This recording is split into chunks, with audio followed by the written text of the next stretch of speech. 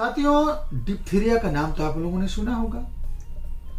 वही डिप्थीरिया जो आपके गले में बहुत ज्यादा परेशानी का सबब बन जाती है। आपको कॉमन कोल्ड के सारे सिम्टम प्रोमिनेंट हो जाते हैं। आपको बोलने में, निगलने में, श्वास लेने में तमाम परेशानी आती है।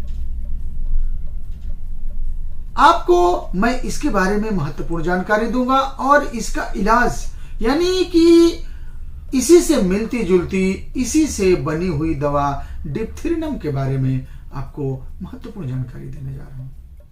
साथियों, होम्योपैथी की डिप्थीरिनम एक ऐसी दवा है जो देखिए कितना महत्वपूर्ण जानकारियों को, कितनी महत्वपूर्ण समस्याओं को आपके लिए एक महत्वपूर्ण साबित होगी।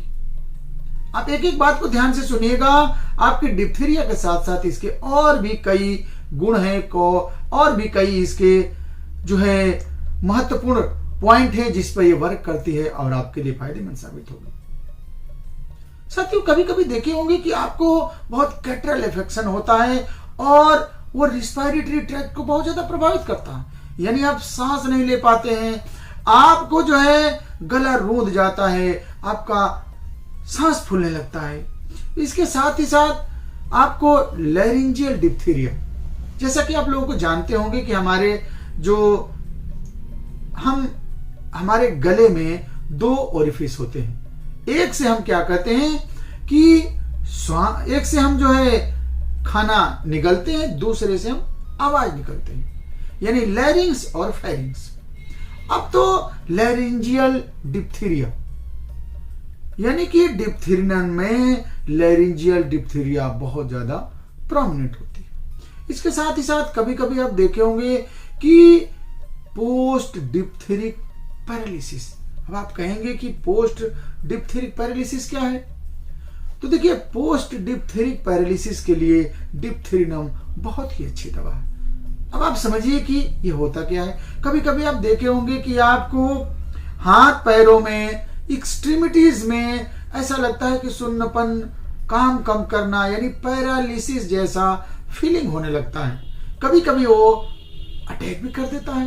अब हिस्ट्री में जब आप जाएंगे तो पाएंगे कि आपको डिप्थीरिया के बाद ऐसा हुआ, तो that is known as post diphtheritic paralysis. और पोस्ट डिप्थेरिक पैरालिसिस के लिए डिप्थीरिनम बहुत ही अच्छी दवा।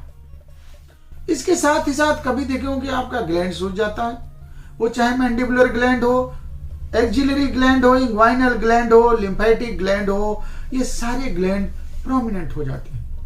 डिप्थीरिनम बहुत अच्छी दवा है। आप देखें कि आपको श्वास जब लेते हैं तो उसमें बहुत ज्यादा बदबू रहती है, ऑफेंसिव रहता है। आप किसी के सामने बैठे हैं, आप जब सांस ले रहे हैं, बोल रहे हैं, या आप कफ किए, आपके जो स्पुटम निकला, खांसने से जो स्पुटम निकला, उसमें भी बहुत ज्यादा स्मेल आ रही है, निश्चित रूप से आपको दिक्कत है। डिप्थीरिनम बहुत अच्छी दवा है। इसके साथ साथ कभी कभी आपके नाक से ब्लड आने लग रहा है, यानी एपिस्टेक्सिस, और हिस्ट्री में गए तो आपको डिप्थीरिया की भी प्रॉब्लम है। डिप्थीरिनम बहुत अच्छी दवा है। इसके साथ साथ कभी कभी आप बहुत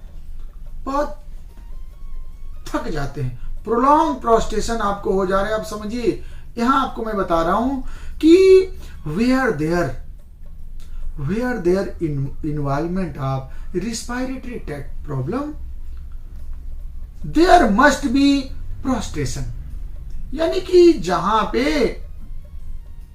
रिस्पायरेटरी ट्रैक्ट का इन्वॉल्वमेंट होगा वहां निश्चित रूप से आपको थकान होगी, आप बहुत जल्दी थक जाएंगे, काम में मन नहीं लगेगा। इसलिए कि रिस्पायरेटरी ट्रैक्ट में जब प्रॉब्लम होती है तो हमारी सांस फूलने लगती है, और सांस फूलेगी तो हम जल्दी थक जाएंगे, ये नेचुरल सी बात है।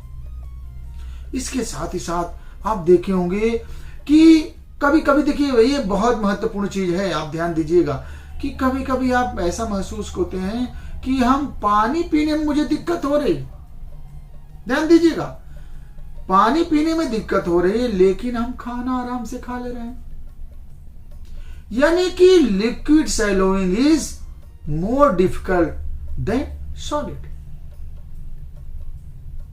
ऐसी कंडीशन में डिप्थेरिनम आपके लिए बहुत ही हेल्पफुल हो। साथियों, अब तो बात हो गई, आपको डिप्थेरिनम के बारे में जान गए कि ये कहां कहां यूज होगी। अब इसका यूज किस पावर में करेंगे, इसका डोज क्या होगा, इसे आप महत्वपूर्ण तरीके से जानिए। देखिए दोस्तों, चूंकि डिप्थीरिया या जो भी सिम्टम आपको मैंने बताया, ये कोई एक दिन में बनने वाली चीज नहीं है, थोड़ा सा ये टाइम टेकिंग प्रोसेस है। ये हो सकता है आपको 10 दिन, 15 दिन, 20 दिन, महीने भर से ये शुरुआत हुई हो और आपको अब जाकर के ये बहुत ज्यादा सीवियर कंडीशन पकड़ी है। ऐसे केस में चूंकि एक और महत्वपूर्ण जानकारी देखिए, you does not use nosode medicine lower potency repeated dose. कभी कभी आप लोगों ने सुना होगा कि लोग कहते हैं कि क्या होम्योपैथिक दवा भी नुकसान करती है? जी हाँ, करती है। तब करती है जब आप उसके डोज को, ये मेडिसिन कौन सी है, ध्यान देना पड़ेगा कि मेडिसिन का जो नेचर है वो किस किंगडम की दवा है। अगर वो प्लांट किंगडम की है, नहीं करेगी। एनिमल किंगडम की है, थोड़ा बहुत करेगी। लेकिन अगर वो नोसोड किंगडम की है, किसी पॉइजन से बनी हुई है और आपने उसकी लोअर पोटेंसी बहुत रिपीटेड वे में ले लिया, तो due to metallic property they can be do adverse effect to your body. इसलिए इस डिप्थेरिनम को कभी भी गलती से लोअर पोटेंसी में रिपीटेड वे में नहीं लेना चाहिए। हमेशा इसको हाई पावर में यूज करिए, एक डोज दीजिए, वेट करिए, आपको रिस्पांस मिलेगा। साथियों, आज की जानकारी हमें उम्मीद है कि आपके लिए बहुत महत्वपूर्ण होगी। क्योंकि देखिए, हमारा गला, हम जब सही से बोलते हैं, सही से सांस लेते हैं, सही से खाते हैं, तो हमको लगता है कि हमारा जीवन सही चल रहा। तो आज आपको इस तरह की महत्वपूर्ण जानकारी मिली। हमें उम्मीद है कि आप लोग मेरी जानकारियों से संतुष्ट हैं। ऐसे ही महत्वपूर्ण जानकारियों के लिए आप देखते रहिए YouTube channel doctor S B Tiwari और पाइए महत्वपूर्ण जानकारियां। आपको अगर अभी तक हमारे चैनल से नहीं जुड़े हैं तो चैनल को सब्सक्राइब कर लीजिए, आइकन बेल दबा लीजिए और नित्य नई जानकारियां आपको फ्री ऑफ कॉस्ट मिलती रहेगी। बहुत बहुत धन्यवाद। जय हिंद, जय भारत।